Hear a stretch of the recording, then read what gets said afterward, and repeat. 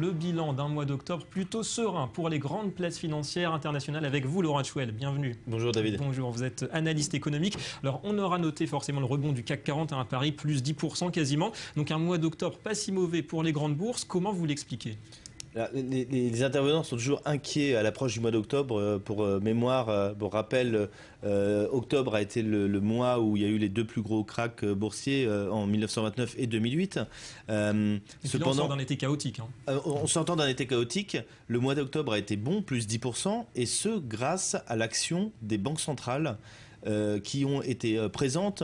La Fed n'a pas monté ses taux. La Banque Centrale Européenne a eu un discours très dovish et qui a aidé les marchés à monter. Et la Banque chinoise aussi est intervenue en baissant son taux et en mettant en montrant au marché qu'elle allait être présente dans les prochains mois pour, on va dire, pour aider à digérer le ralentissement de l'économie chinoise. Donc c'est ça que regardent actuellement les investisseurs, la croissance économique mondiale, l'action des banques centrales, donc le quantitative easing en Europe, aux États-Unis, en Chine bientôt, et puis aussi la hausse des taux de la Fed. Donc c'est là-dessus, et la Fed peut-être qui se dit aussi que c'est le moment d'augmenter les taux. Alors plusieurs points. Tout le monde attend la fameuse hausse des taux de la Fed. Ça fait plus de 6 mois qu'elle en parle. On sait que quand elle avait arrêté le quantitative easing, ça avait pris à peu près 6 mois, donc le même type de communication.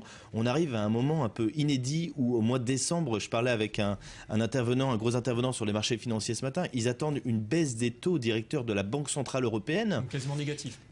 Le taux déposit est déjà négatif, mais le taux directeur pourrait être négatif aussi. Et le même mois, on aurait une hausse des taux de la Fed, un événement complètement inédit, hausse des taux de la Fed et une baisse des taux de la Banque Centrale Européenne. Qu'est-ce qui se passerait à ce moment-là, vous pensez ? Surtout pour les émergents, on pense aux pays émergents. Alors, si la Fed monte ses taux doucement, les émergents, la plupart des dettes des pays émergents libérées en dollars. Donc ce qui est important, c'est de regarder le dollar. Si le dollar ne monte pas trop, la Fed aura gagné son pari. Monter ses taux sans faire trop monter sa devise. Et les pays émergents qui connaissent un ralentissement économique pourront digérer cette hausse des taux. La Fed va regarder le dollar. La BCE a comme objectif non affiché la baisse de l'euro. On est toujours dans le thème de la guerre des changes. Plus que dans l'inflation, évidemment, David. Merci beaucoup, Laurent Chouel, pour toutes ces explications. Merci.